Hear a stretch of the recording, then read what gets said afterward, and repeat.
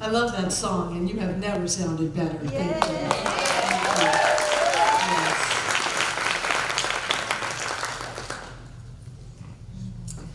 The science of mind is a very optimistic teaching. It teaches us that we can change illness, poverty, and unhappiness in all people, no matter what the circumstance, no matter what the geographical location, no matter what the politics, no matter what the economies. It teaches us that it has the answer to every question and the solution to every problem. It is a very optimistic teaching. We are about to kick off our annual summer prosperity class on July 10th with a fire walk. It's good to be an optimist at a fire walk. But as you can see in that little photo, not everybody is an optimist. There are plenty of people in the world that are pessimists. And I know that being a pessimist, in my opinion, is a lazy way out. It's a lazy way out because you don't have to do anything if you're a pessimist. You can point the finger and blame and complain and put all of the power outside of yourself, and then you can just sit around and be pessimistic. But if you want to be an optimist, and if you want to come into alignment with the possibilities that this teaching holds, it takes some work. Because optimists don't just see the glass as half full. That's what they think. That's what people boil it down to. The lowest common denominator. Well, is it a half full glass or is it a half empty glass? If it's a half empty glass, then you're a pessimist. If it's a half full glass, then you're an optimist. It's not that simple. Because typically the optimist will take the glass and go fill it up. Yes. And so being optimistic takes work. Because you look at circumstances and you don't stay there. Pessimists just look at it, call it like they see it, that's the way it is, it's never going to change because I sure as heck am not going to change it, and they just go and live their miserable lives. Optimists look at the circumstances and look for possibility. They look to see what is the good that can come out of this, what is the best that it can be. I'm not going to be ruled by circumstances. I'm not going to let that dictate who I am. I'm going to look for possibility. I'm going to look deeply into this experience and see what good might be hiding in there. That it's all going to work out. That you're already where you're meant to be. That everything is unfolding for our highest and best. That's a very optimistic mindset. And when we come into alignment with the possibility that everything really is unfolding for our highest and best, what happens? Everything unfolds for our highest and best. When we wake up in the morning and say everything is just awful and it's never going to get any better and nothing's ever going to happen and I'm not going to do anything about it, what do we get? We get nothing. We get a life that is not as we might want at our highest level. So you can learn to be pessimistic, and some people have learned through their being raised in their family or their environment to be pessimistic. There are actually psychological tests that have been done. Boy, I'm so glad we put some reins on these psychological tests of what we do to people and animals to see how they react in situations that have no hope. But when that was free to happen, they had beings that were given no way out, and they had to experience the result of that test, and another being that was given a lever to move and they could get out. And when they took the being that had no way out and they put it in the environment where there was a lever to push, they wouldn't push it because there was no hope. And it didn't take long at all to teach that dog how to do that. And I'm grateful that we don't do that anymore. But we are like that. If we have been in no hope, with no way out, we can learn that there is no hope and there is no way out. And then even when we're in an environment, like you come to Center for Spiritual Living and Barbara Waterhouse says, you can do anything. You can have your life any way you want it. You can prosper, you can heal, you can thrive, you can be in your joy, you can have the best life ever. If you have not had any way out of that old life, sometimes it's hard to learn how to push the lever and how to get the life you want. And so sometimes people leave. And they say, oh, what a bunch of hooey. There's no way, there's no life like that for me. I know better. I'm not even going to try. I'm just going to complain and blame and point the finger and roll over and put my head in the sand. But to be optimistic, you can learn how to be optimistic. Did you know that? The same way you can learn to be pessimistic? So even if you have spent all of your life being a pessimist, you have the opportunity right now to have a breakthrough and to learn how to be optimistic, because there are 9 points of what an optimist is, and we can do that. So John hasn't been there, for 3 weeks? So it's time to have a list. So we're going to have a list. There are studies done on optimists. And the first point about being optimistic is that optimists know that happiness comes from within. Optimists know that happiness comes from within, so that they're not trying to grab onto people or circumstances or things for their happiness. And when we give up the illusion that if we get that thing, if we get that car, if we get that amount of money, if we get that person, if we get everything to look like we think that we want it to look, then we'll be optimistic and happy. When we give that up to know, I don't care what's going on in my life or the world, my happiness is in me. And I'm not going to give it away to anybody for any reason. I'm going to be happy no matter what. When we do that, then by using the creative spiritual energy that we are, setting spiritual law in motion, we create happiness. And sometimes happiness shows up as that job, that money, that person, that experience, everything looking like we thought it was going to look. But it's very important to know what comes first, the chicken or the egg, the cause or the effect.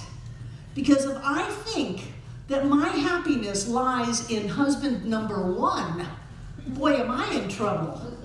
Or if then I haven't learned it and I think it lies in husband number 2, I am equally in trouble. Until I can love John no matter where he is or what he does, I am happy, I am clear, I am Barbara Waterhouse. My life is going to be the way I want it to be no matter what. Because I am optimistic. This started because I took a test on Facebook.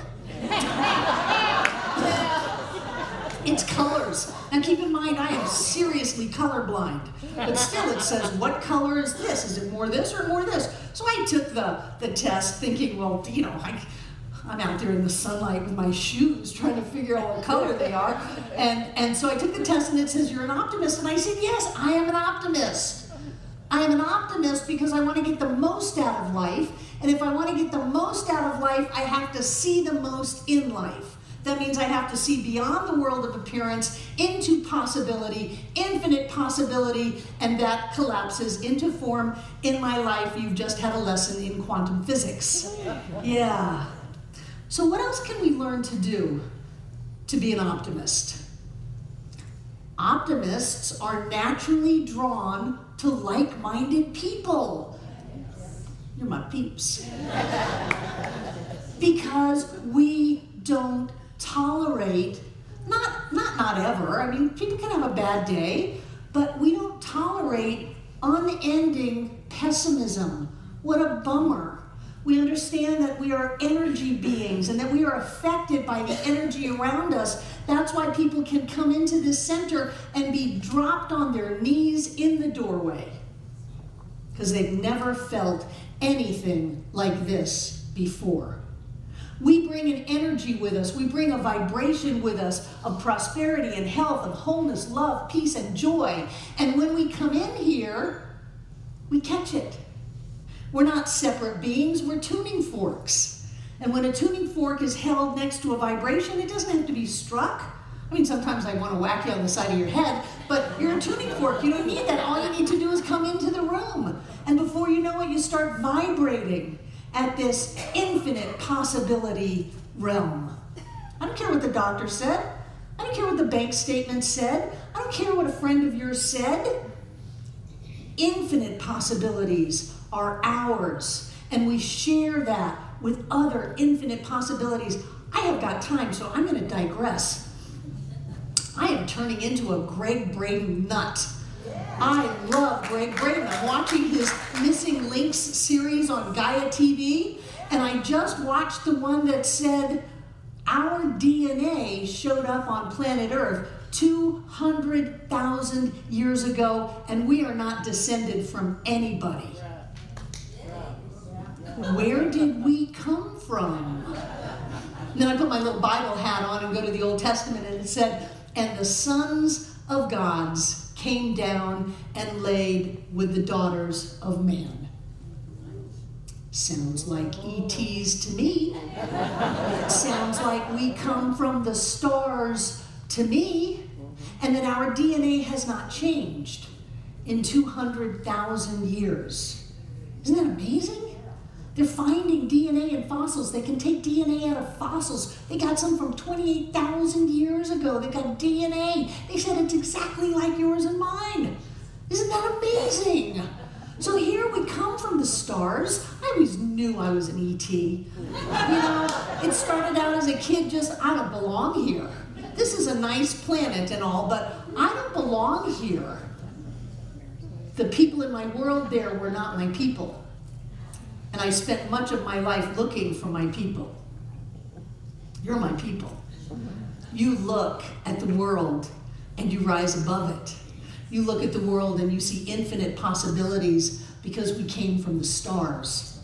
It reminds me of that line in Ernest Holmes, this thing called you. You are a being of light because you come from the light. That's who we are. And so we seek out other light beings, other beings that are optimistic, other beings that are happy and joy-filled, that are not going to give their power away for some little thing.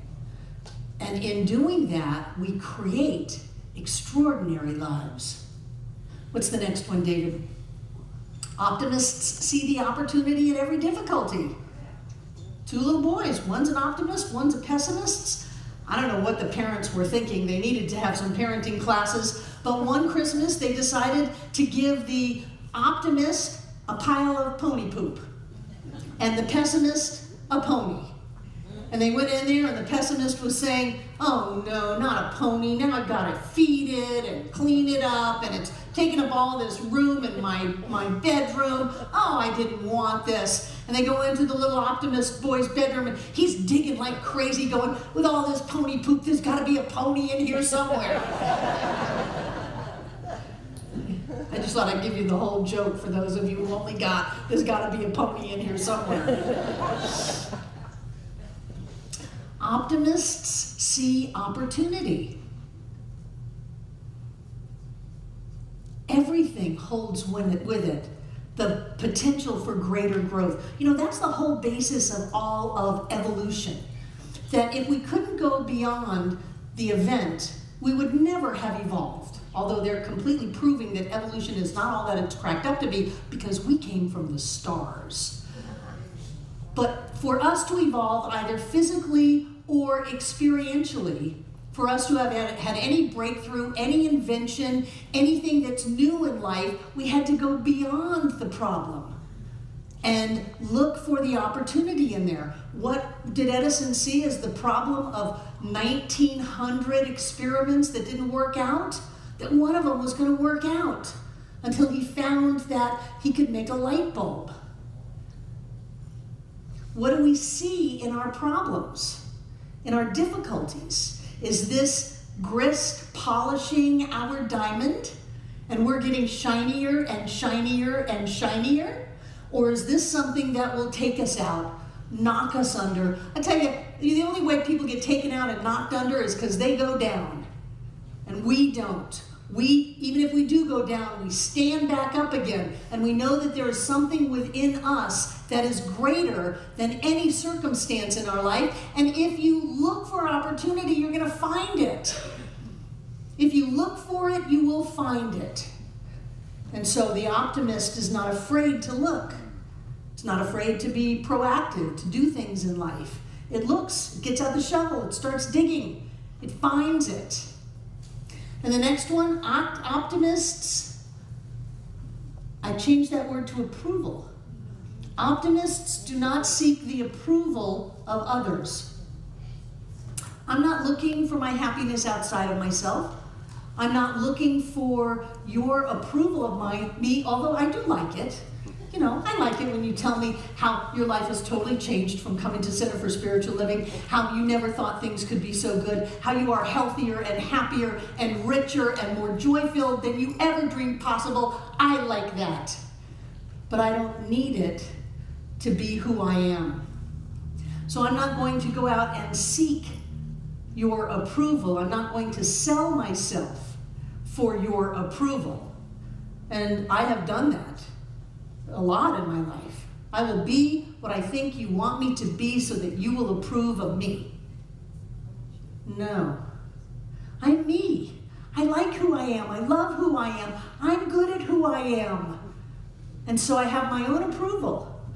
And if you love me, wonderful. And if you don't, shala so long, farewell. There are plenty of people in the world for me to find as my people. The next one. Optimists don't play the blame game. You know how debilitating blaming someone is? You did this to me, and because of that, I cannot be what I want to be. I cannot do what I want to do. I cannot go where I want to go and have what I want to have because of you. Boy, that just cuts the power right out of me. Optimists say, well, whatever happened, that's fine, that's you. It's called a boundary in psychology. But this is me. And so you cannot take anything away from me that I don't let you have. Boy, I learned that in relationships. The only way that people could take away my sense of self is if I handed it to them on a silver platter.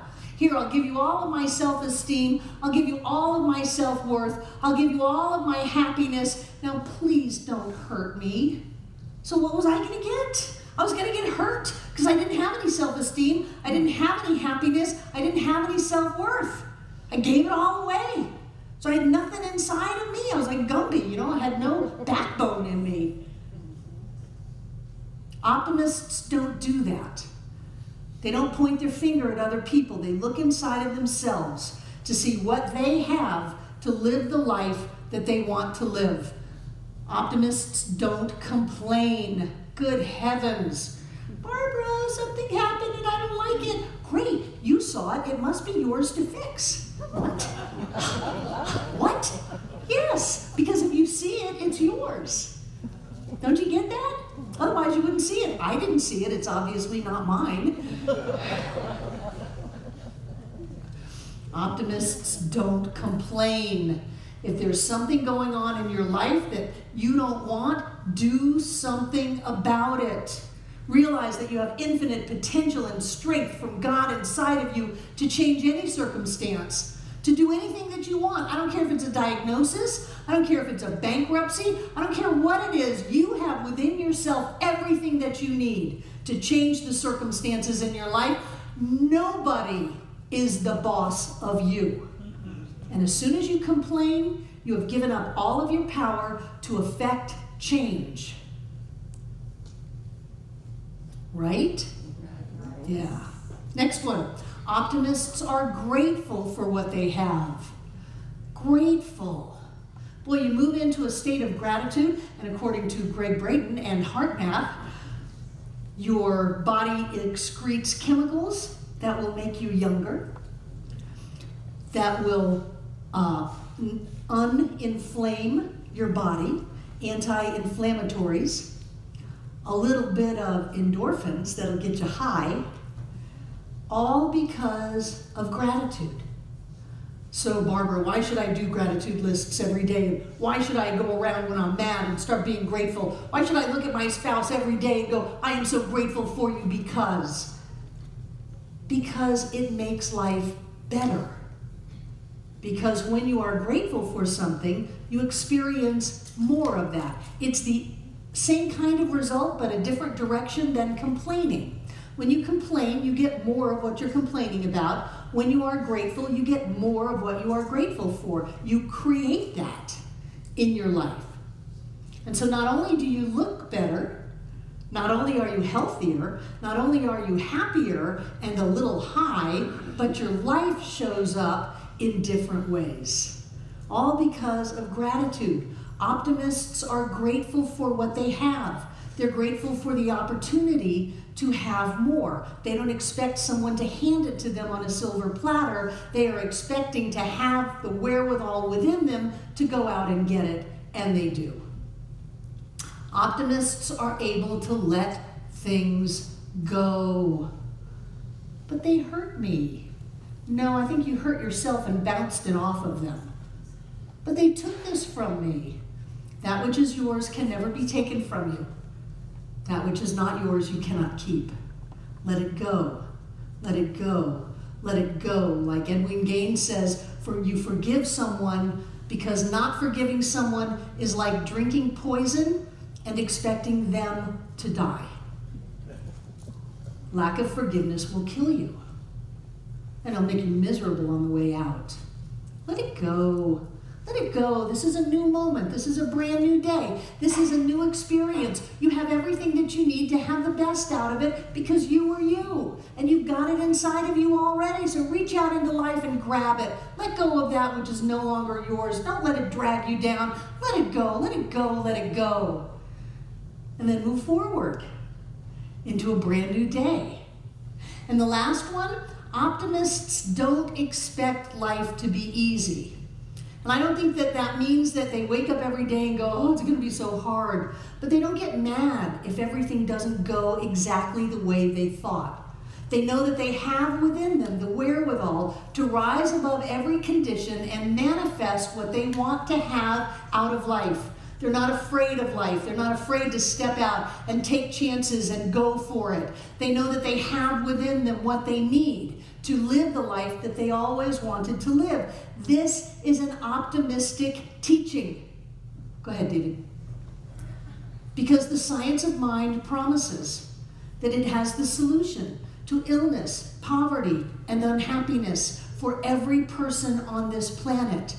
It is the answer to every question and the solution to every problem. All we need to do is to trust ourselves enough to go for it. And when we go for it, we get it. And so it is.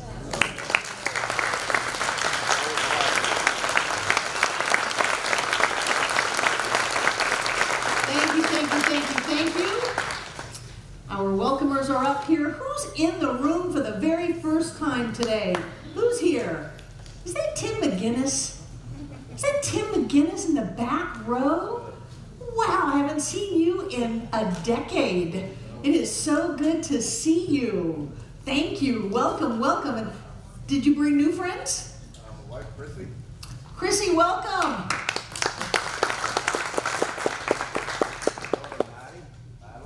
Madeline. Her friend Luke. And Michaela, Madeline, and who? Luke. Luke, wonderful, welcome, welcome, welcome. Yay. And who are you? I'm Joe and Renee Culpepper. We just moved here from Pensacola, Florida, to Maggie Valley. Yay, Joe and Renee Culpepper, welcome to the mountains. Welcome, welcome. Who else is here for the very first time? I am so glad you decided to show up because remember, we are tuning forks. And simply by coming into this room, something happens. We are changed, we are quickened, we are awakened into the greater possibility of that which is ours to be. These people have wonderful cards for you that says, welcome home. And if you want to know more about what happens at Center for Spiritual Living Asheville, you can fill out that card and we'll let you know, like we have a fire walk coming up in 2 weeks and great other things that are going on. If you just want email, just check the little email box. We send out a great email and keep you informed as to just where to be. You know, this is the happening place. I love this center. So thank you for being here. I'm delighted. And now I'd like to invite our prosperity acceptors to come forward. And I want to thank you for all of the ways that you support this center and for the 10,000 people watching online. I want you to know that you too can be part of this. All you have to do is go to the Donate Now button on our website, click it, and it'll take you right to PayPal. Anything that you give is greatly appreciated and opens you up to more and more blessings from life, because we have to give out to give back. It's like breathing. And those of you in this center, I know that many of you give in myriad ways. So for the PayPal givers that don't let the sun go down on a tithe, God bless you. And for those of you who go out and use the donation station, God bless you. And for those of you who are in the auto giving program, God bless you. Those of you who have your bank send in the checks, God bless you. Those of you in the legacy program, God bless you, because we are doing something amazing here. We are creating a foundation to reach out and touch the lives of millions of people in this world, and you get to be a part of it because you decided to open up and to give. And for those of you putting in a check today, God bless you. I am so grateful for the generosity and the strength of this center. I know that we still have amazing things to do. Thank you, Susie. So I like to open up my hand, put the checks in it, cover it with my other hand, and bring it to my heart, and know that God is the source of all supply, that money is the action and flow of spirit in our lives, and each one of us is blessed right here and right now. I know that as we give, this center moves out into the world to do its amazing work, and we are somehow part of it. We all come together this day to make this center for spiritual living Asheville all that it was ever meant to be. It is a place of peace, a beacon of light, a tower of strength, and a fountain of wisdom that touches the lives of all who call it home. And we'll repeat our investment affirmation together aloud. I freely and joyously give from the abundance of my overflowing wealth, knowing that my gift goes with love as it touches and blesses the world. And so it is.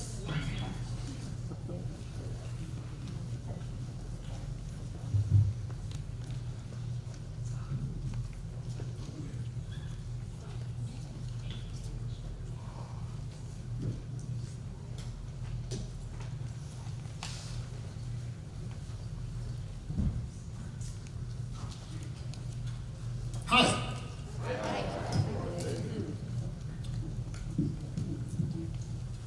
Well,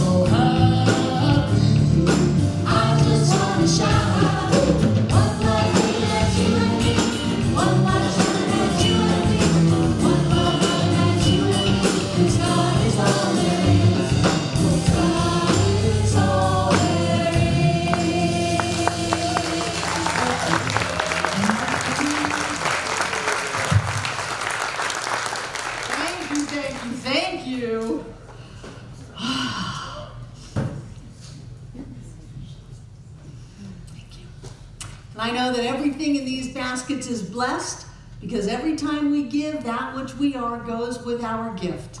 There's only one. It doesn't matter if it's money, it doesn't matter if it's a smile, a hug, or a chance. That which we are goes with our gift. And who are we? But God in form as us. Spiritual beings of light and love turned loose on planet Earth to be their amazing selves. Who are we? But God showing up as us. So I see that as golden light pouring forth through each and every person in this room and filling up this room from the floor to the ceiling, all between the walls. This air is rich and blessed with God as us, and as Spirit moves in our lives, things happen. So right here and right now, we are touched, we are blessed, and we are healed. And no matter how great the room or wonderful the people, Spirit's got to keep on moving. So it goes out and surrounds this planet to touch and bless and heal every being that calls it home. I know that there's only here and now. So Spirit touches everyone here today, everyone who's ever been here, and everyone yet to come. And so it is. Thank you. Do I hear kids? Yes.